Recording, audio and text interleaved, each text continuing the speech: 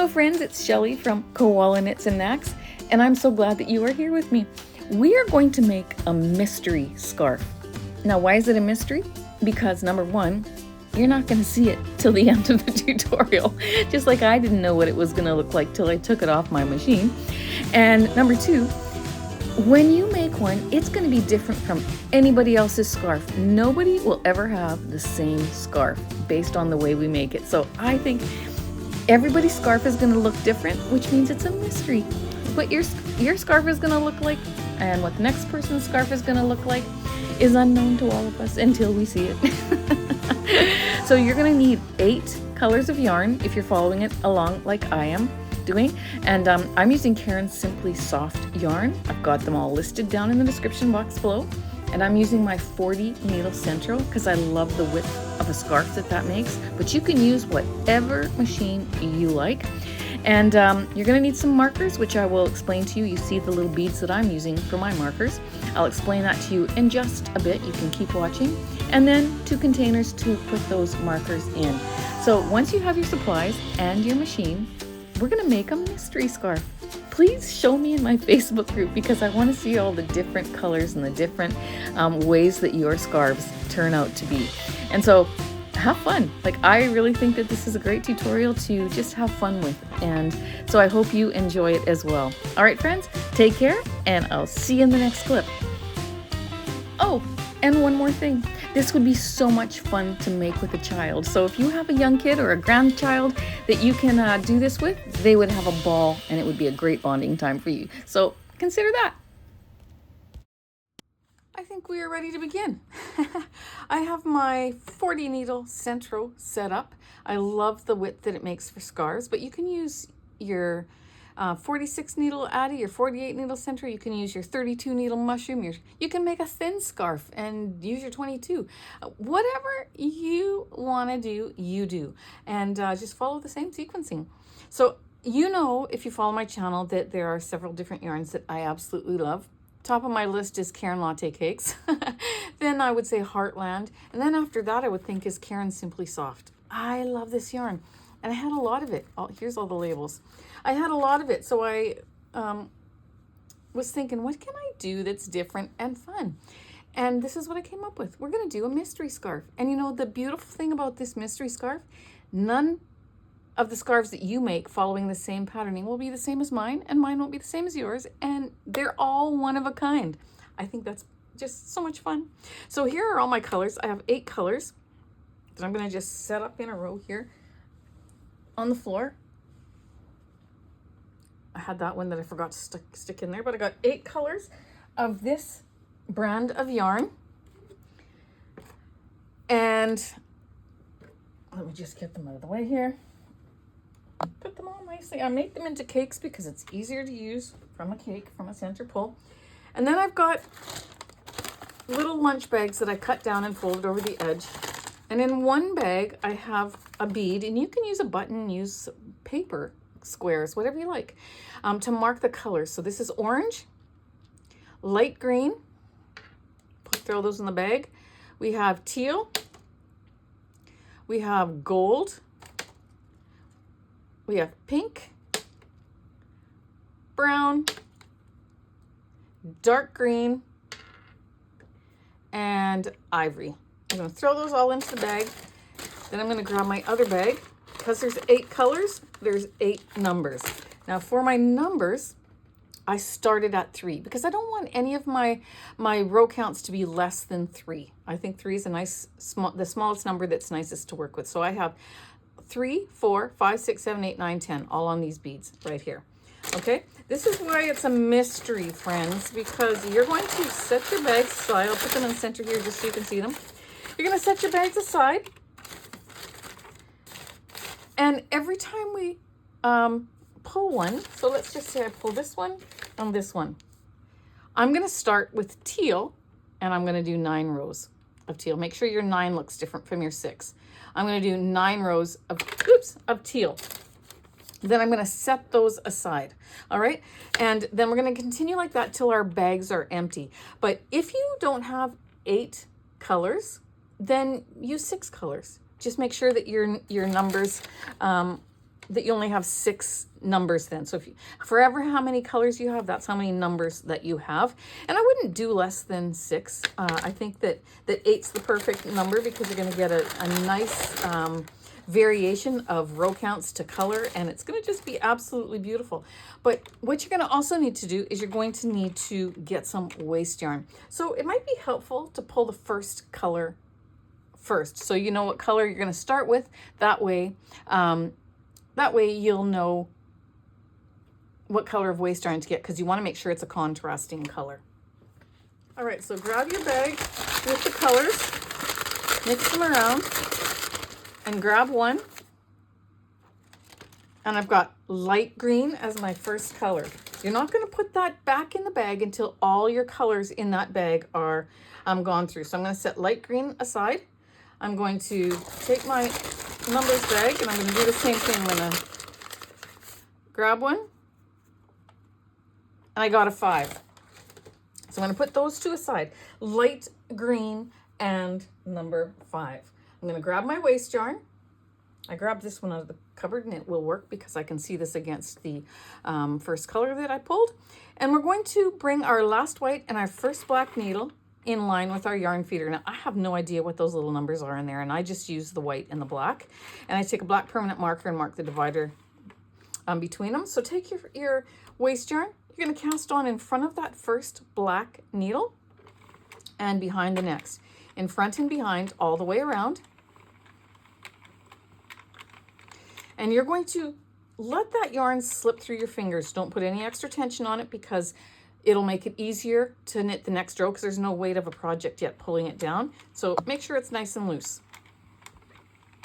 Don't have to worry about your row counter yet.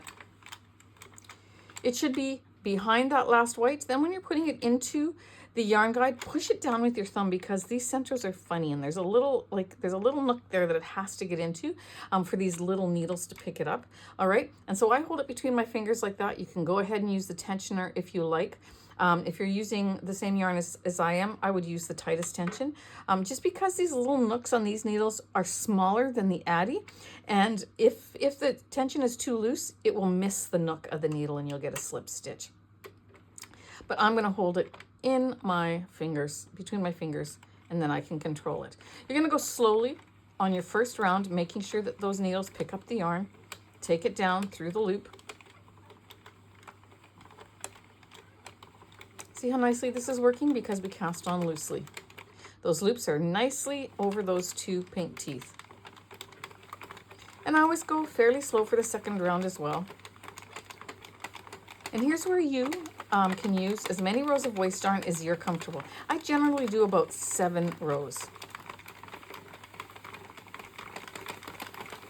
Now I can speed up a little bit. I know that my machine loves this yarn. I've got a light tension between my fingers with my strand.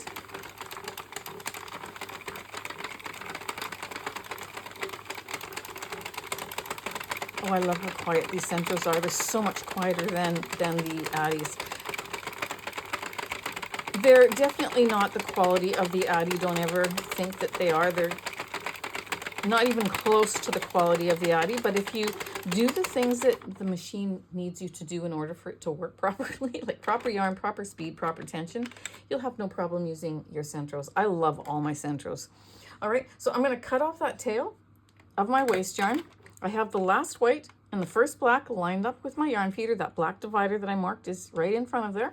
And we're going to go ahead and we're going to do our first color. Light green, 5 rows. Oops. You're going to set those aside. And we're going to take our first color, pop it into our yarn feeder. We're going to do a, well, we're not going to do a jogless join on this first one because this waste yarn is coming out. So I'll show you on the next color change that we do what the jogless join does and how we do it. All right. But for now, you're going to put that first strand into the center of your yarn guide, in between the same 2 needles. These 2 have to be the same 2 needles, and we're going to knit 4 or 5 needles. I always fix my tension when I color change, because look at the loops that are there. Like, look at the difference this makes when you take both ends of your working yarn and pull them away from each other. See how that snugged it up? If you don't do that, you're gonna have looser tension here than what you do the rest of your project. I'm gonna just take this and I'm going to tie a loose knot and just let it fall into the center. And my bead said to knit 5 rows. So that's what I'm gonna do. 5 rows. Finding the speed and the tension that this yarn likes so that I don't have to worry about tucked stitches. A tucked stitch is when this loop does not go down over the pink teeth, it stays up on the needle, then your yarn in the next round will catch. And when it catches the next strand, you've got 2 strands going down at the same time instead of the one, and you get a funny tucked stitch that you have to fix. And I forgot to change my row counter, dang it anyways, but we're going to just leave it as that for now, because with this counter, I can fix that, and I'll tell you how in just a second. 1, 2, 3, 4, and I'm on the 5th one. As soon as my magnet gets close to my counter, I'm gonna just let it hover there, let it go by. It changed it, then I'm gonna back it up just like ever so slightly, and I'm gonna go 3, 4, 5. Now I've caught up, and I can bring it till I get to the end of that row. 1, 2, 3, 4.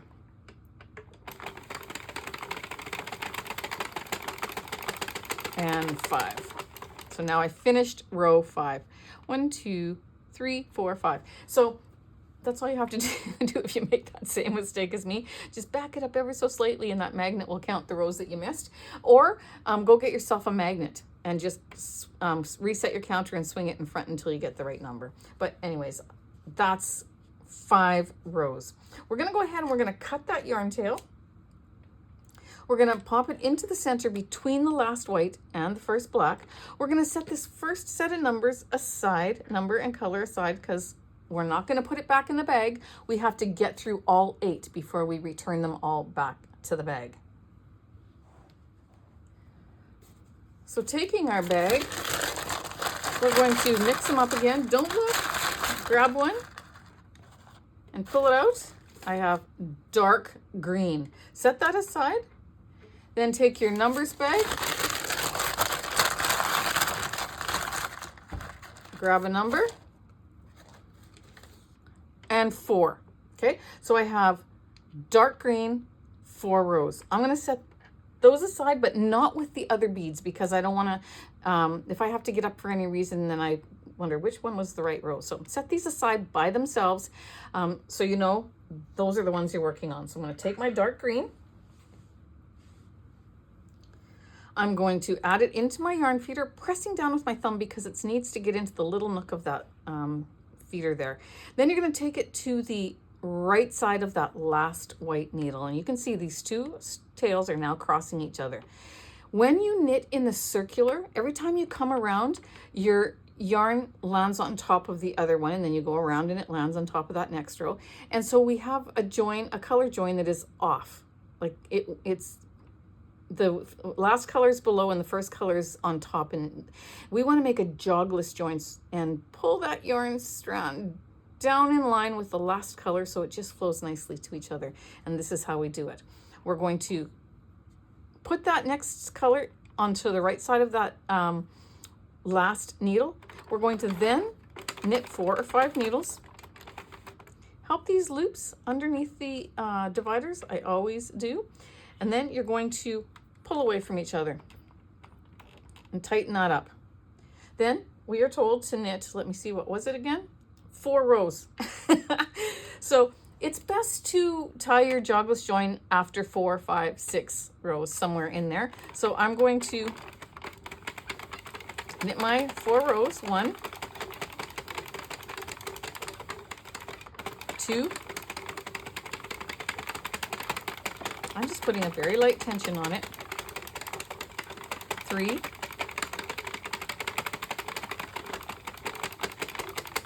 and 4. I'm going to tie off my join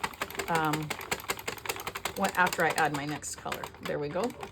But this one down here, we didn't do a jogless join before because it was our first addition. So I'm going to go ahead and I'm going to cut that green tail. Oops, I'm going to pop it in the center, making sure it's between the last white and the first black. We still need to knit off these two, so make sure it's in the right position. Then you're going to take your bag. Let's take our color bag. You're going to mix them around. You're going to grab one. Orange. We're on orange. Take those other two that you just did, the last two ones that you just did, and put them with the other ones that were finished. Leave these ones, these new ones by themselves. And then take your number bag. Grab one. And there we go. We have 9. So I have orange 9, or 9 orange. Make sure you make your 9 different from your 6. So I'm going to take that orange tail. Let me grab it down here. Where are you? There you are. No, those aren't the right color names. I'll have the right color names down in the description box below. But I'm going to pop that into there. I'm going to go around to the right side of that white needle. We're going to knit 4 or 5. We're going to take those out of the way, and I'm going to do the jogless join for this one. 4 or 5 rows down makes it easier. And we're going to pull and tie. No, I did that too fast. What was I thinking? Friends, let me just do the next one with you. And I'll give you a better explanation. Once we do about 4 rows of this color, so now let me double check, because see, I already forgot. We're doing 9 rows. That's why you have to leave these separately.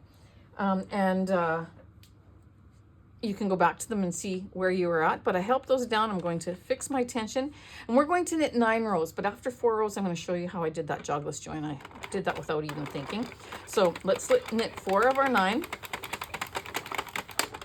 Make sure it's not tight coming out of your ball, and that's what I like by having it between my fingers, because then I can feel if the tension is too tight. And 2. This orange is wanting me to go a little slower. I can tell because I'm looking here to see if the loops are going down, and they're taking their little time getting down there. So I know I got to go a little bit slower. Sometimes the dyeing process of the yarn, different colors react differently in your machine.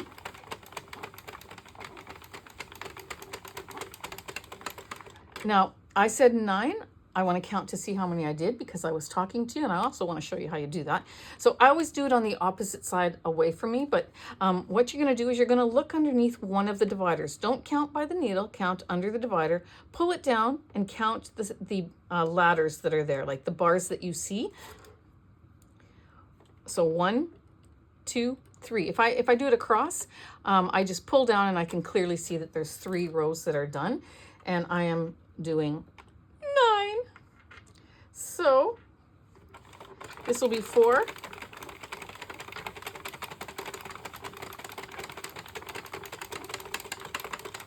And 5.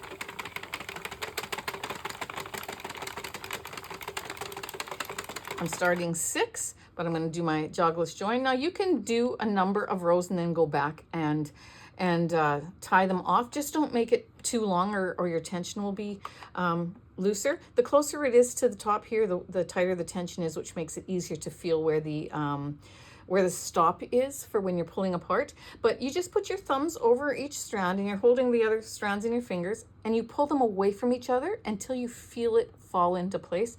You can sometimes hear it too, depending on how thick the yarn is, but you just give it a tug until it stops. So it just automatically falls into place.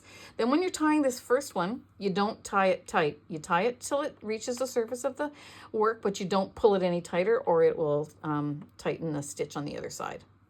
And then you tighten the second one. Really good. Then you cut that off, and you are done. You do not want to miss any of these ties. Mind you, if you are scared that you do, when you have your project off the machine, then you can go ahead and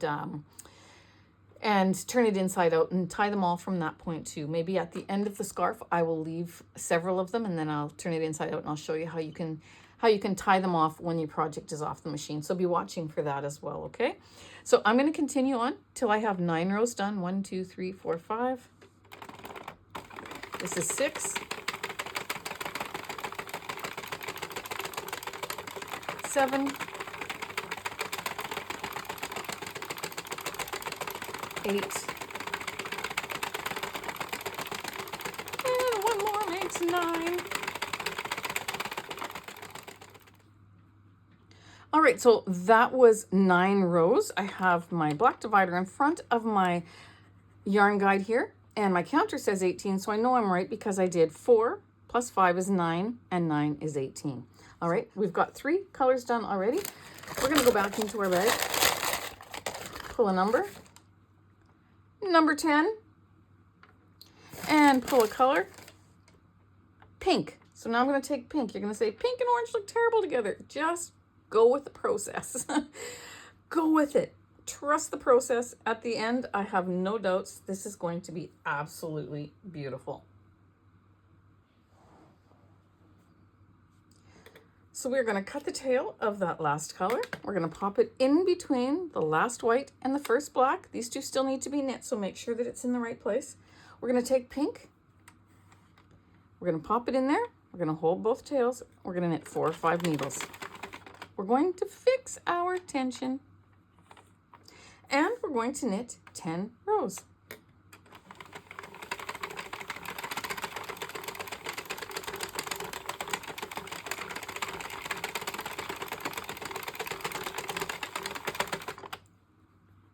And you see what happened there? There, I didn't do a jogless join.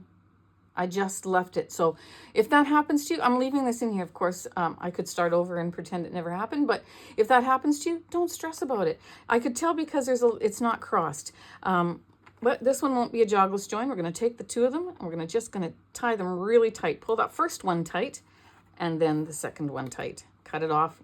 It's done. You don't have to worry about it.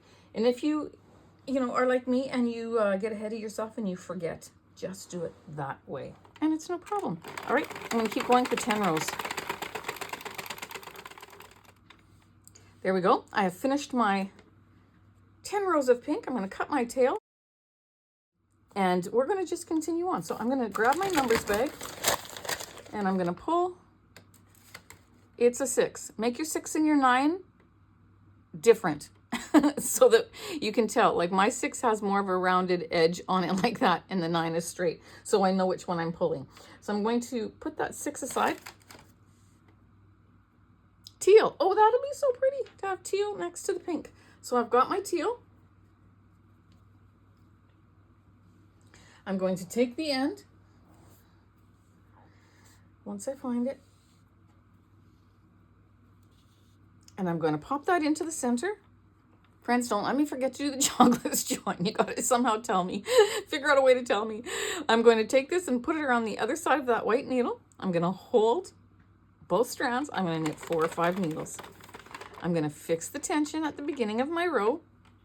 Take both tails, pull them away from each other, and we're going to knit 6 rows. I'm going to go through the bag once with you and then I'll give you instructions.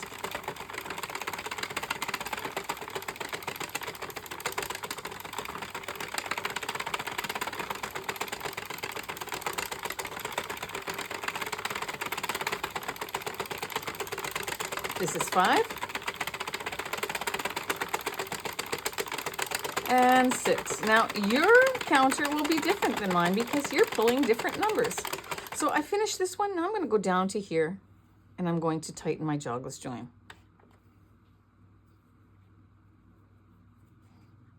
Just like that. And 6 rows is okay to do that as well. Even 7 rows, but if you're gonna, once you pull your 8, your 9, and your 10, do it after 3 or 4 rows rather than waiting till the end of your section, and you'll just get in your groove. You want to make sure that there's still a little bit of tension in the section that you're tying it off with, all right? So that's how you do your jogless joins. I'm going to go ahead and cut that teal, pop it in the center between the last white, the first black. Again, if you're new, remember it's got to be these two still have to be knit, so you got to make sure it's between the last white and the first black. Let's pull our color. Brown. And 3. Brown and 3.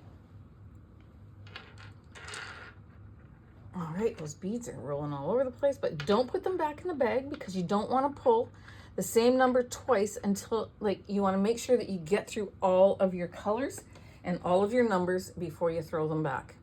So I'm going to take this brown, I'm going to pop it in the center, I'm going to put it around the other side of my white needle. We're going to knit 4 or 5. We're going to fix our tension, and we're going to knit 3 rows.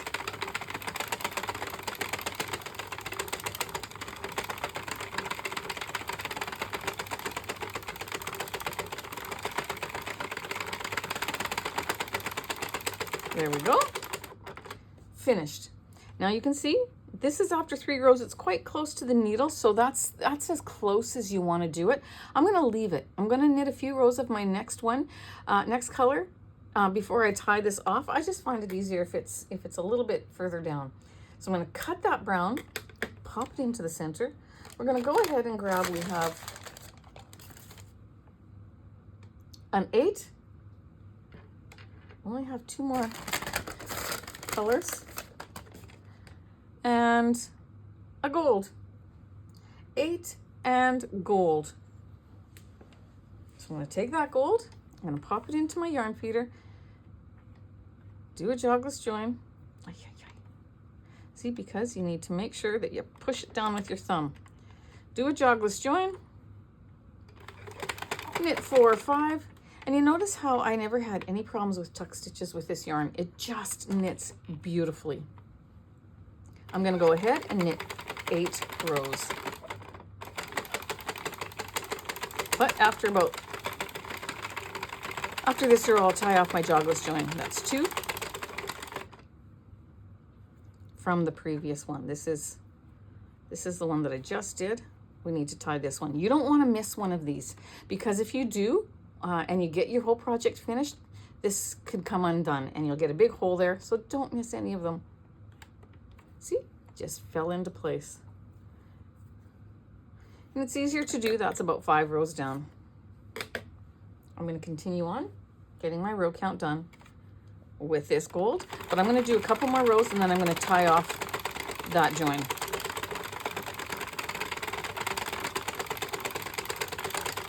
One more. I like to do it just a little bit past the yarn feeder, right there. I'll take these 2 and I'll pull them away from each other. So if you're new, hopefully this repetition has helped you. You could hear that one. Because this is definitely a beginner scarf. I mean, beginner or intermediate or expert, whoever is doing this will love this scarf. But if you're a beginner, you can tackle this one. Be brave. You're going to learn a couple new techniques, and it'll be fun. See, I'm going to have 2 looser loops there because I didn't have it in my hand. I just kept going. All right, so I'm going to keep going for 8 rows. 1, 2, 3, 4, 5, 6, 7, and 1 more.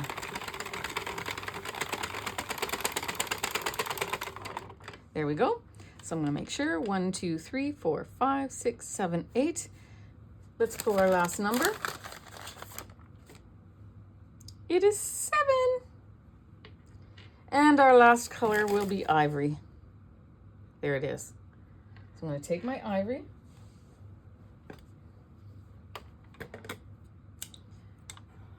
I'm going to pop it into the center. Ivory and gold don't look the greatest together either, but trust me. Well, I'm trusting myself that this is gonna, because I haven't made one. I'm just doing it with you. So I think it's gonna be beautiful when it is done. So 4 or 5, look how loopy that is. You gotta fix it, friends. Did we tie off? Double check your ties. Yes, we did. So now we're gonna knit our last color and our last number. So that's 7 rows. And friends, that should take me to row 52 on my counter, but I'm going to stop here. After 3 or 4 rows, you're going to tie off your join. So very important that you don't forget. And you don't want to pull it too hard away from each other, because then you'll have an ugly looking stitch on the other side too. So you'll learn the feel of the tension that you need to use to do a proper jogless join there. But I'm going to continue for 7 rows.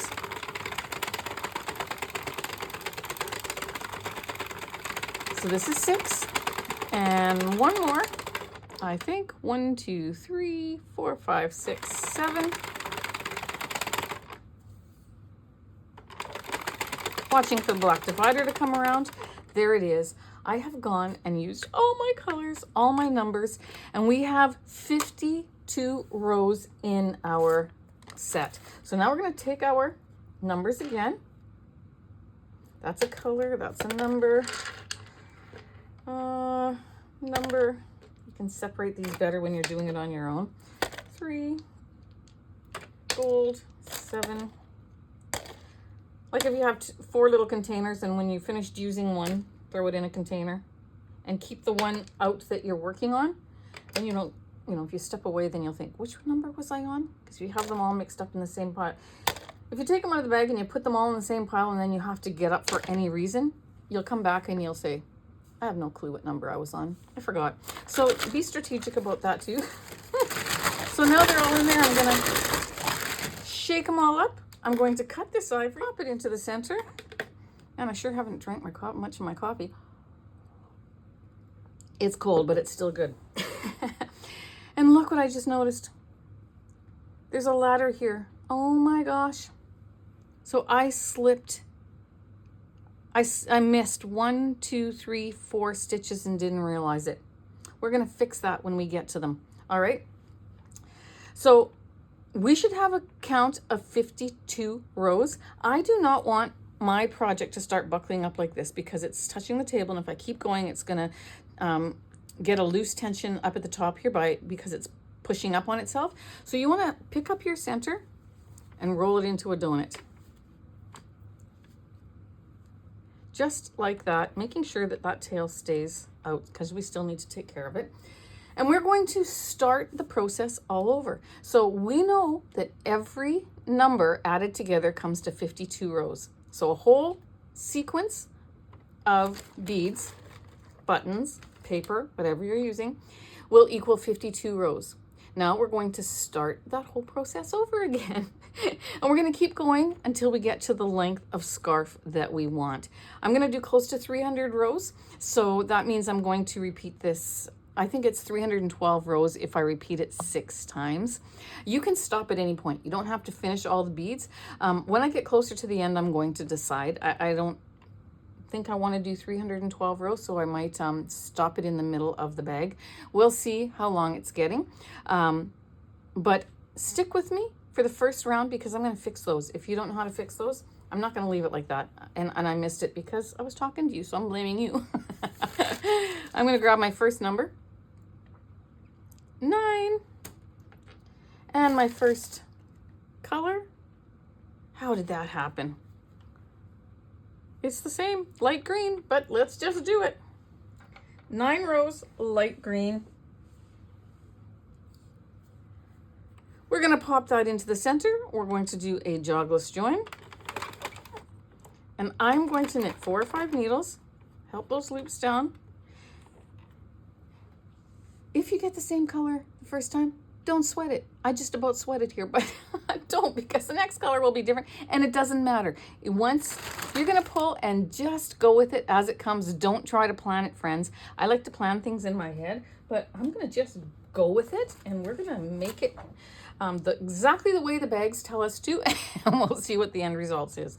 Or I need to get my loom pick and my crochet hook to fix this. I'll be right back. All right, so here's my loom pick, and I grabbed a 4.5 millimeter hook because that works nicely for this kind of a thing. So I'm going to knit until I get to this first one, which is right here. I'm going to have the yarn go underneath the needle that is before it, and then I'm going to knit till that drops down because then it's holding that in place. Then I'm going to take that yarn out and I'm going to wrap it around my row counter just so it stays in place. But I always put this between the 2 pink teeth too, because then what that does is it holds that loop down, and if I'm putting some strain on this, it's not going to pull this loop off. So now I'm going to take this loop off this next. I'm glad this happened because I like these teachable moments. and we're going to drop it down. Ladder it down till we get to a first loop that we know is in the right place. And you see how this crisscrossed because it's underneath, but it's gonna all fix, it's gonna fix itself once we do this. So I'm going to pop my crochet hook underneath that first ladder into the loop. Then I'm gonna bring that loop behind the ladder, hold that loop with my finger, pick up that ladder and bring it through the loop.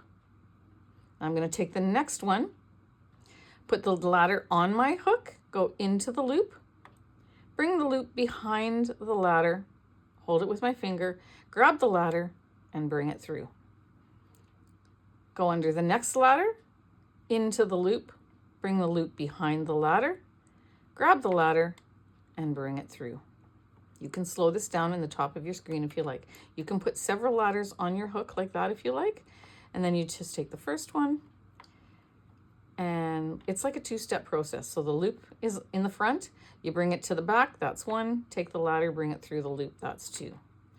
1, 2. When you get close to the top, you only want to take one because it'll be, the tension will be tight. And there we go. And here we go. But you don't want to leave it. Like, I could have left it and kept going and my project wouldn't have come undone. And then you take that last loop, but why would you leave it when you can fix it? There we go. So now that one's done. I can unwind my yarn tail, put it underneath that divider. I'm going to back up just slightly so I can get it underneath the nook of that needle. Then I'm going to knit down. Now, this needle that I just fixed is holding this tail. I'm going to put it between those pink teeth, wrap it around my counter, and I'm going to do the next one.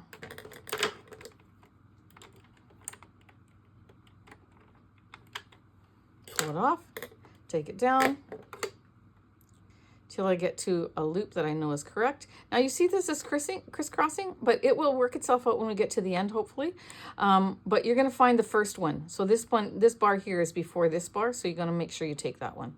And then we're gonna go in and we're gonna work our way up. After I sung the praises of this yarn, and then it goes in, it does that. Sheesh. And fix, behind and through. 1, 2, 1, 2, 1. Let me just give you another tip too. When this last rung, this last ladder is underneath these dividers, it makes it very hard to work it. So you have to make sure that you pull it out from underneath before you work it. And then you have to do the opposite. So now push them both back underneath. So go underneath that one and underneath that one, because then when you lift this up and over your needle, you'll have a little bit of tension to help you get there. Okay, so I'm going to unwind that underneath the divider, back that up just a little bit, and repeat the process for the other 2 needles. And if you have a magnet on your counter, which, isn't it just funny how this was positioned in front of the magnet? Your counter now might be off because when I backed, oh no, sorry, it's not. If the magnet was,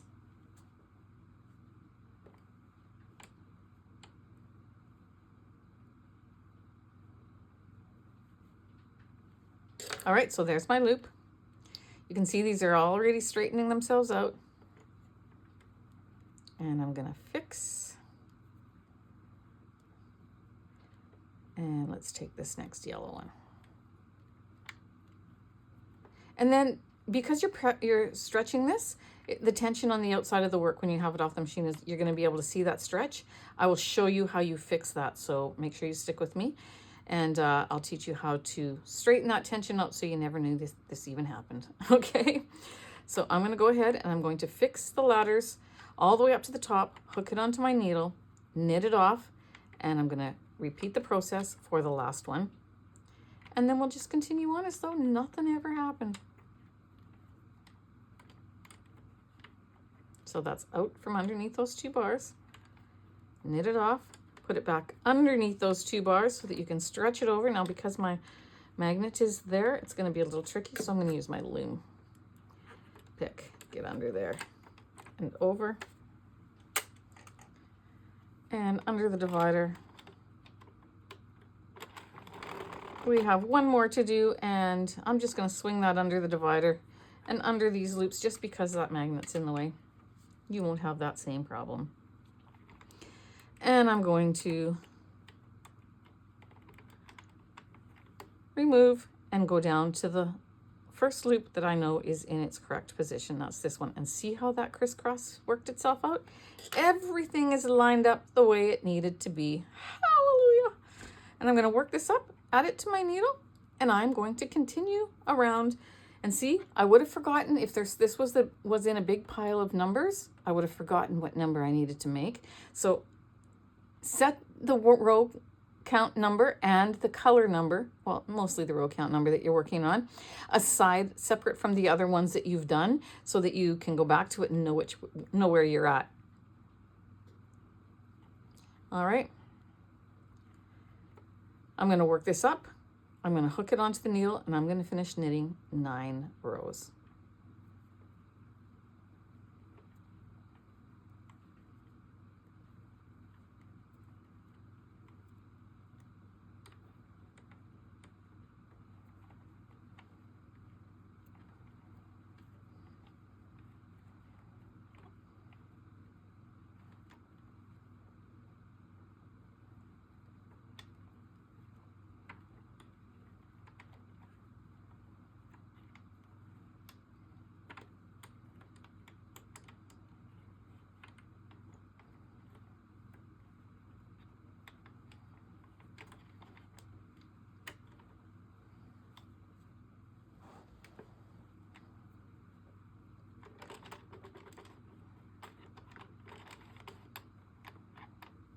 Under the divider, under the nook of that needle, under that divider, under the nook of that needle, until you can get it back to your yarn feeder here.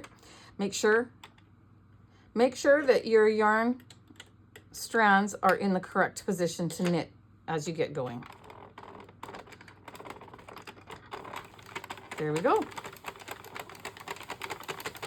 All right, so I'm going to go ahead and knit for 9 rows, but after about row 4, so I'm going to fix my jogless join.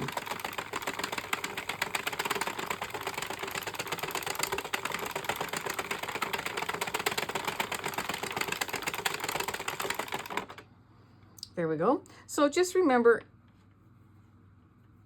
if you're holding it in your hands, that you need to put a little bit of tension on it to make sure it goes under the nook of those needles.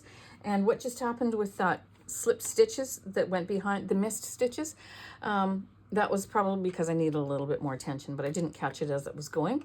And so you can use the second tensioner. If you're using the same yarn, I would use the second tensioner hole, or in between your fingers. I'm going to try the second tensioner hole and see what happens. All right, I'm going to keep going for my 9 rows.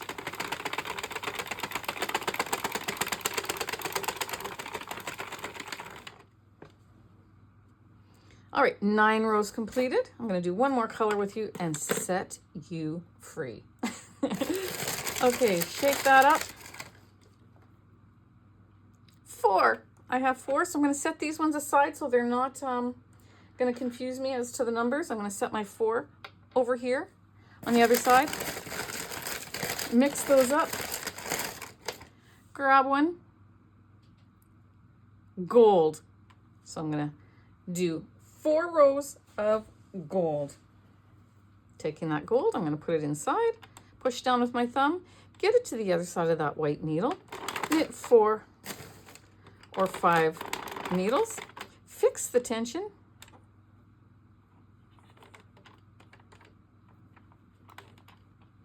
look at the number again just to make sure, and it's 4. I'm going to knit 4 rows. I like holding it in my hands better. I tried putting it in the tensioner in the last color, which I showed you, but I just don't feel like I have the control that I need. So I like to hold it between my fingers. And if you squeeze your fingers together, you get a little bit of tighter tension, of course.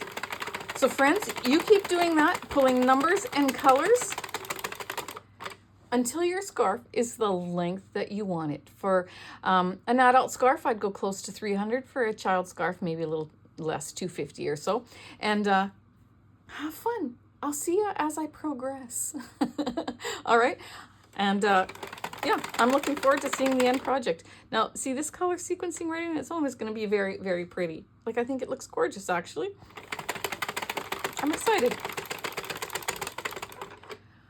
1, 2, 3, 4. Time to change. I have 6 and brown. I'm going to keep going, friends, for the length that I want, making sure that when I empty my bags of the numbers and the colors, then I put them all back and I start the cycle again. I have 3, 4, 5, 6, 7, 8, 9, 10, 8 different colors, 8 different numbers. That's one set, one cycle.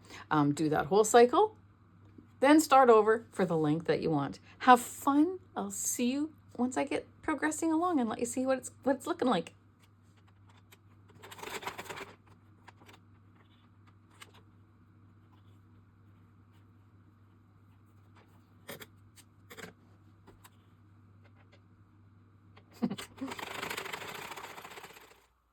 I have completed 240 rows. Oh, I love this yarn. It is so soft and I can't wait to unroll it. But I have 3 colors and 3 numbers left in my bags. And at row 240, I think if I was to be making this for a child, I would leave those 3 and I would end on row 240. And I think that means that you have gone through the cycle. What did I do? 4 times? 4 times 52, 208, and yes, so 4.6 times. I will have gone through the bag to get to 240 rows. And again, I would leave that for a child, but for an adult, I'm going to keep going and I'm going to do it. I'm going to finish these 3 and then I'm going to do it one more time and do the whole cycle and see what number I end up on. It'll be just over 300, 312, somewhere in there. So I'll see you back once I finish these 3 colors that are in the bag and then I put them all back and do the whole cycle one more time. That would mean 6 times, I think. So there you go. See you soon. So here we go. I have finished 6 cycles of all of these beads.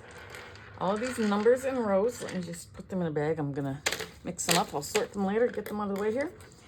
And my counter is at 312.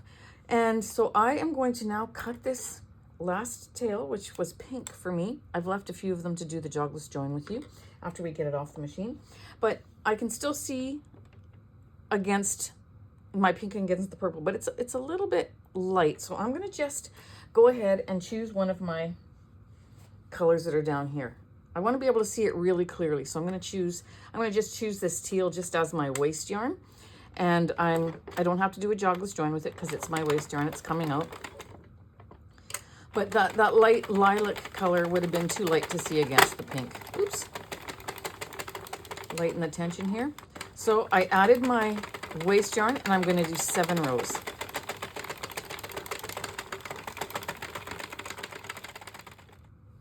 Now that that is done, I could choose to cut my tail, pop it in the center, and rotate my barrel 2 full turns and my project would fall off. But if I did it that way, then these stitches are all loose and it could start unraveling before I get to the end to be able to close it into a straight edge. So what I'm going to do is I'm going to cut off. That's what I used to always do, but now I do it this way when I know that there's potential for this coming apart because it's very slippery yarn. I'm going to take off a yarn tail that goes around my barrel 1.5 to 2 times, and we are going to cast off each needle, holding them onto this line, and then they're not gonna come apart. So I'm going to go ahead and rotate my barrel almost 1 full turn. Here's where the black divider, or yeah, where my marked divider is. I'm going to only go until the needles start popping up about there. If I go any further, then this will pop up, the needle will pop up and pull that loop off the pink teeth, and I don't want that. All these stitches are ready to come off now, so you have to be very careful. And so I'm going to just pick them up, bring your yarn tail out to the side. Don't lift up and pull it, because then you'll pull this next one off. And until I get some slack on the back here, I'm just going to do them one at a time, just like that. Oops, knocked my camera. There we go. Joys of recording. And so now another thing you can do is hold your finger over the next one. Now that we have some slack here, hold your finger over the next one as you pull this one off. And then pull through. You can go ahead and rotate your barrel so that it's easier for you. And you're going to remove your stitches, all one at a time, until you get them all off. I'm having trouble here. All off your machine. Not really trouble, but I don't usually have challenges like this, but that's okay. Par for the course. And we're going to continue. When you know your tension, you don't have to hold it with the next stitch with your other finger. And that's what was messing me up, because it's not what I usually do. So I'm going to just continue around. And if you're not holding that stitch, just go very close to this divider as you go over to pick up the next stitch. And then you won't risk dropping the stitch before you get it on your needle. And then the row will start dropping. You don't want that to happen. And I'm just going to keep removing them till they're all off my machine.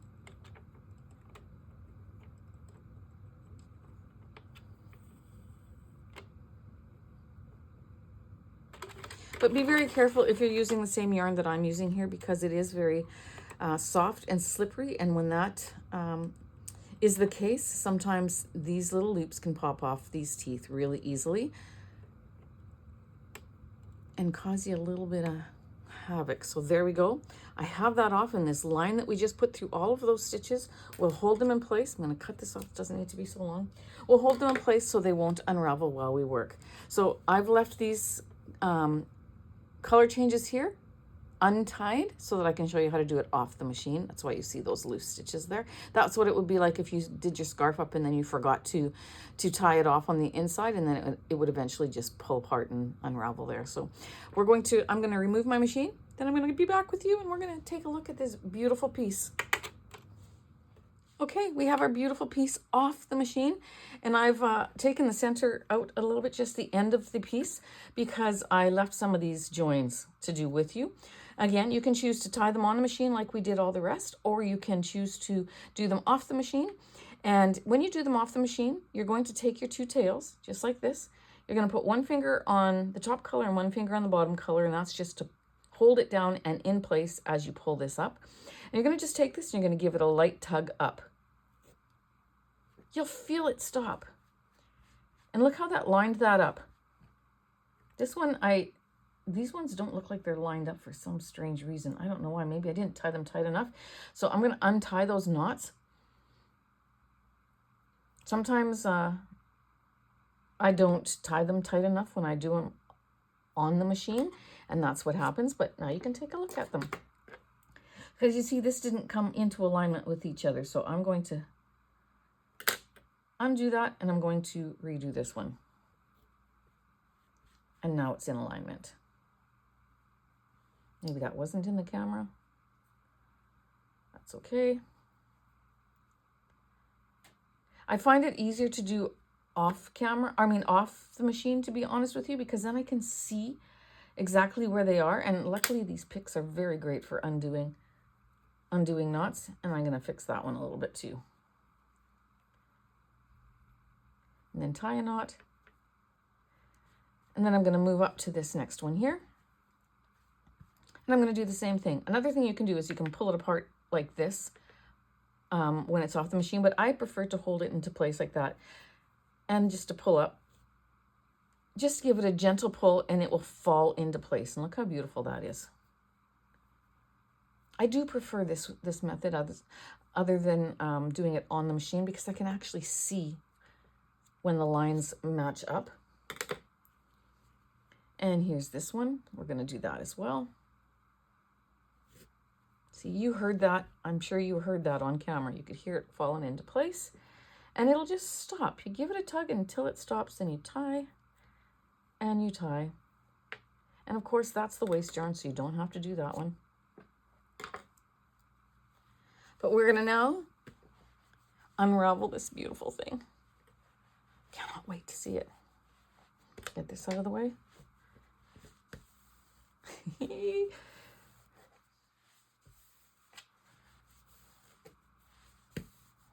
Just by putting your hand in there and unraveling it, just like that. Then what you're going to do is you're going to start on one end, and you're going to gently pull it widthwise all the way down. You guys, this is gorgeous. This is so pretty. All the way down. And then you're going to do it lengthwise. All right, so that's nice and soft, nice and stretched, and made it nice and soft and beautiful. I'll show you the whole thing in a bit. But I already added my stitch markers to the top of this because my tails are really short for some reason. I also made a second piece just for those of you who are new, who might find it too hard to see them the way I'm going to show you here. But we need to add 2 stitch markers into our first and our last stitch so that we have them we have them marked for when we're closing our end. We can find the last ones there. But when you take your waist yarn tail here, the last green, or whatever your first color is, the last loop that it's going through, or that first loop, however you want to look at it, you're going to put a stitch marker in that loop. And I'm going to show you again on another piece that I made that's not quite so, doesn't have such short tails. Then when you go to the left side here, where your working yarn tail is, that loop that is right beside it on the left is where you're going to put a stitch marker. So we have those 2 tails outside of our work, and we have our first and our last stitch marked. That's going to help us when we close our end. But again, let me just show you on a piece that has longer tails here. So when I look at my waist yarn tail here, it's coming out of my work. It is going through that green loop right there. Put a stitch marker in that loop. Then when you go off to the left of it, you're going to see your tail of your working yarn, whatever color of working yarn you chose. And that loop that's right beside it to the left is where you're going to put your stitch marker. All right, so then you'll have a stitch marker in this one and in that one. And that is important because when we start closing up our end, it starts to get a little bit tighter as you get from this end to this end. It starts to get a little bit tighter as you near the finish. And these 2 loops are often hard to find. So you want to make sure that you put a stitch marker in there. Because friends, when you're starting to close these loops and make a straight edge, if you miss one of these loops, once you take off your waist yarn, that row is going to start dropping all the way down. So for this piece that we made, if you followed me using the same machine, use the 20 needle machine, then we know that, the 40 needle, what am I saying? If you use the 40 Needle Sentro, then we know that the very side here would be loop 20 and 21. Likewise, if you used your 46 Needle Sentro, it would be 23 and 24. Your 48 would be 24 and 25, etc. All right, so I'm going to start counting. I'm going to take my 5mm hook. I'm going to start counting these little loops here. And I'm going to go 1, 2, 3, 4, 5, 6, 7, 8, 9, 10, 11, 12, 13, 14, 15, 16, 17, 18, 19, 20, and 21. So those are my very 2 side edge stitches, just like that. I'm going to take my hook and I'm going to put it under 21. Okay, so that's essentially the first stitch on the bottom row. And that is now counting as number 1. And I'm telling you to make sure that you count if you're new, because if you, like I said, if you miss one of these loops, you're going to be very upset after you take off your waist yarn. All right, so I'm going to count that as number 1. I'm going to go underneath this one here, which is 20, and I'm going to bring it through. Now I've worked 2. I'm going to go down to the bottom. I'm going to pick up this loop, work it through the loop on my hook. That's 3. Up to this next one, pick it up, work it through, 4, and keep going. 5, 6,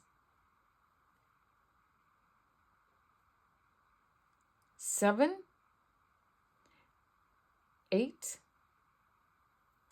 9, 10, and you see I'm going back and forth from here to here to here to here, and we're closing off our edge in a flat edge. And all the stitches I'm picking up are my working yarn color that are between these loops of waste yarn. So I'm going to keep going. 11, 12, 13, 14, all the way to the end. I'll meet you when I get to the end. When you get to the end, see, these ones can be hard to find. So now all you have to do is pull up on your stitch marker. This will be 39 if you did a 40 needle. And this top one will be 40, or 45, 46, or 47, 48, etc. This one always at the top will be your last one and your last needle count. So then I can work that, pull that out, yarn over with my tail, bring it through that loop, and then pull down to secure. And now I have closed that end with a flat edge. I'm going to show you how to find the stitches on the other side, on the end of our work, and you're going to close it up in the same way, and then I'll show you how to take off the waste yarn. All right, so here's our waste yarn tail, and you see that it's going through that pink loop. So whatever the loop is that working tail is going through, you're going to go ahead and you're going to put a stitch marker on that loop. Then you're going to take it over to the side here, and this pink one here, this is my last working yarn color. That loop there that is attached to that last tail is the one I'm going to use. At the end of your work, you want to make sure that you bring your tails outside so that you don't seam them in as you close. And you're going to do the same thing. I'm going to crown around to 20 and 21, and I'm going to close my end just the same exact way. Same exact way as we close the other end. And when I have that done, I'll be back with you and show you how you remove the waste yarn on both ends. And there we go. I have that end closed as well. Now, in order to remove the waste yarn, because we put that yarn strand through all the loops at the top, we have to remove the top row, and that is what you have to do for the beginning of your work as well. Now, for those of you who are getting ready to type into the comments saying you can always put a guideline there, one strand of a row of yarn, and then pull that out, and your waste yarn will be released. All of you who are going to write that in the comments, I know. I actually have a techniques video on that. So if you want to have another way of removing waste yarn that is also a quick way, go to my techniques playlist. All that means is that before we start our waste yarn, we do one row of yarn in another color. Then all you have to do is pull that yarn out, and this will fall off. But then you have to unravel this anyways if you're going to reuse it. And then when you're adding that single strand, you have to cut your yarn, add that strand, then get your next yarn, add that. I don't find it any faster, to be honest with you. Like, as a matter of fact, I think this way is faster because you're just adding one yarn. All it takes is 5 seconds to pull this strand out. You're going to roll up the top, find that very top row, pinch the stitch, and pull out that row. You're going to go around. You're going to do the same thing. You're going to find a stitch, pinch it so that it doesn't gather in there, pull out that top row.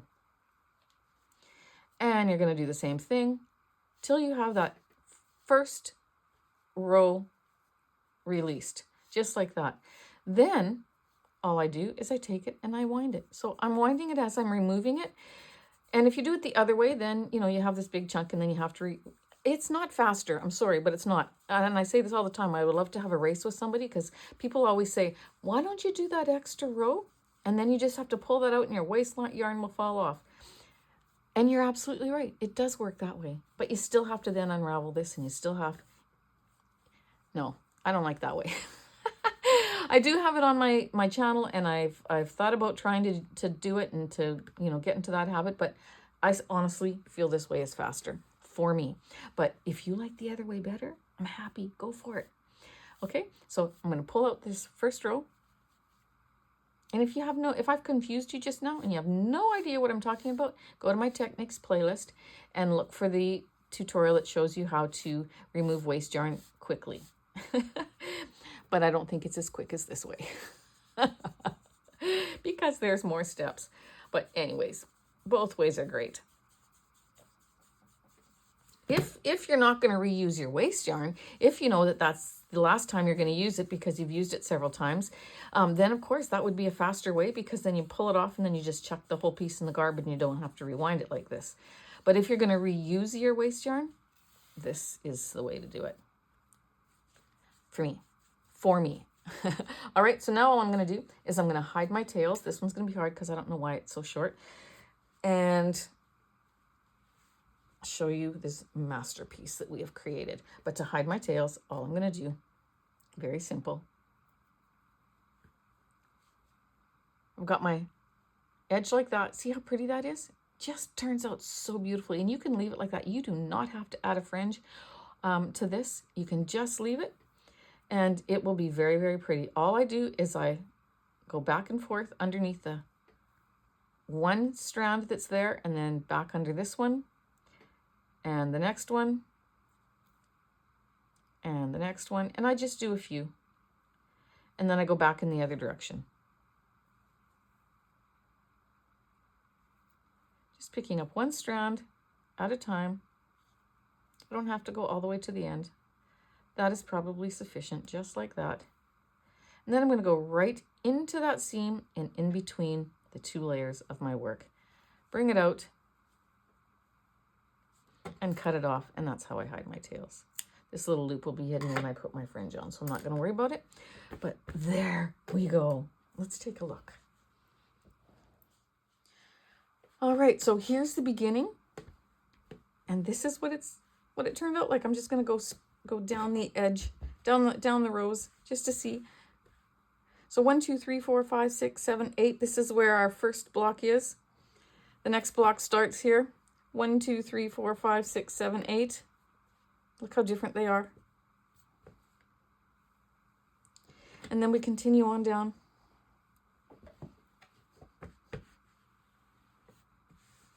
Got a couple that look how it ended up, but I didn't change it. I was tempted to, but I said to you, don't cheat. So I didn't cheat either. And that's just how it ended up. And it looks great. And we continue on down to the end of our scarf. And there it goes. Let me just wrap it around my neck here and place it back on the table. You guys, it is gorgeous. And no two scarves are going to be alike, because you're pulling your numbers and you're choosing your colors, and it's just going to end up how it ends up. And I think it's absolutely beautiful. I can't wait to put a fringe on it. So stick with me. We're going to do that next. All right, so here's going to be the hardest part of your fringe, is determining what color you want it to be. You can do multiple colors, or you can stick with one color. And I'm actually going to take the lightest color. I don't know, now that I'm thinking about it, do I want the lightest color? I don't want to choose this one, and I don't want to choose this one. Mind you, you could choose the pink for this one and the green for this one. See, it's not an easy decision, you guys. So you just got to choose one. I think I want to stick with the ivory. It'll just, yep, I'm going to stick with the ivory. See how hard it is? And I'm going to choose a 5-inch fringe. So I have a piece of cardboard here that is 5 inches from here to here. And we're going to, it doesn't matter how wide it is. This, as a matter of fact, this one's a little bit too long to work with, but I'm just going to leave it. We're going to take our tail, we're going to pop it on there, and we're going to go around and just close that tail just like that. And we're going to just wrap it around just like so. Try to go as straight up and down as you can, because if you go sideways like this, it takes away from the length. It makes them all different sizes. So I'm just going to wrap. I'm just going to do a few here just to show you the process.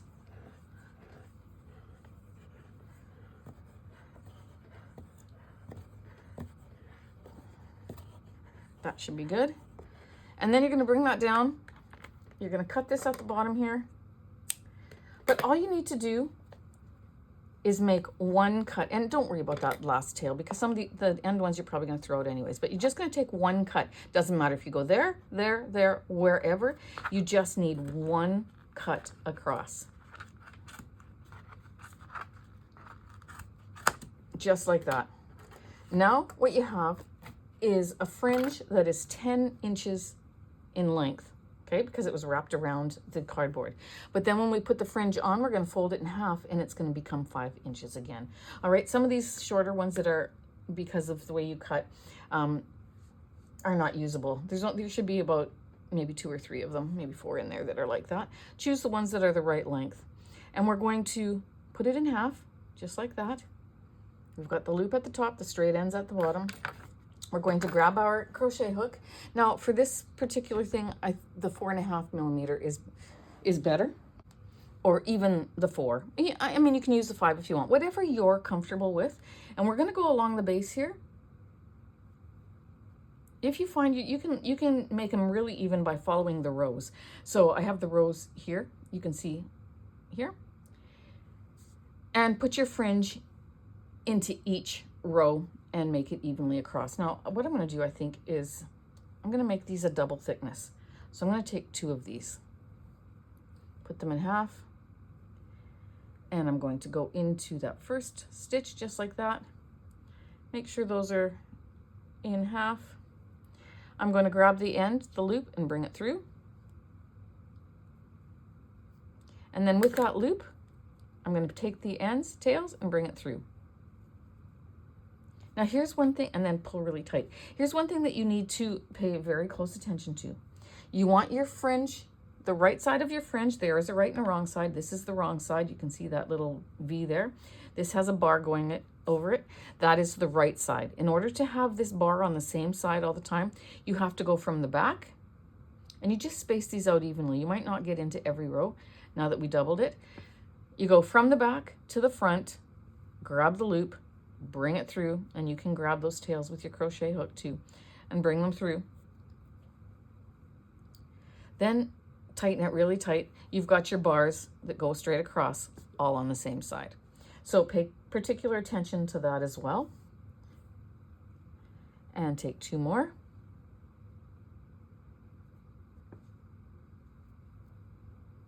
No, I'm going to go a little closer into here, this one right here. And I'm going to pull through. I like to use my fingers to pull it through rather than the crochet hook. I find it easier, but you do whatever works for you. Pull it tight. And you're going to evenly space your fringe all the way down your piece. All right, I'm going to do 3 because I don't know if I'm going to keep the ivory or not. I'm going to decide, and you'll see at the end. Okay, and so I'm going to continue my fringe on all the way down the side here. Then you're going to, when you do the next side, make sure that your scarf isn't twisted, so that this is the front and this is the front. If I did it so that this flat bar was on this side, it would be twisted on the other side. It would be on the back side. But really, there's no back or front, because when you have it wound around your neck, nobody's going to know that anyways. But if you want to pay particular attention to detail, make sure that these are on the right side. Okay, and I'm going to continue on adding my fringe, and when I get it done, I will come back and show you what it looks like. All right. All right, so ivory one. I did take it out and I put in some dark green, and then I didn't like that, so I took, I liked it, but it wasn't the right one. So then I took that out and I put in the dark brown. Didn't like that one as much either. I think the ivory just lightens it up and just is a very classy finish to this scarf. Makes it look just super crisp and clean, and I just think it's gorgeous. I haven't measured it yet. I'm going to do that right now, and then in my closing comments I will tell you how long this scarf is. But friends, make a mystery scarf because it's fun and it just turns out so beautiful. Like, look at that. That's like, it's just so pretty. Totally unlike me to not have things all evened out and perfectly in line, but you know, in its own way it is, because it's sections of 52 before we switch colors and then do it all over again. I love it. I think it looks beautiful. I really hope you had fun making a mystery scarf, and I can't wait to see it. So please post it in my Facebook group. And if you're posting in other Facebook groups, always add the link, because then people can find my channel and that helps to support me as well. So I appreciate that so much. This scarf is 85 inches long, that's including the fringe. So it's a wonderful length. You can wrap it around a couple times and just enjoy it. All right, friends, thanks again for joining me. Don't forget to hit that like and subscribe if you haven't done so already. Take care, have a blessed day, and I'll see you in the next tutorial.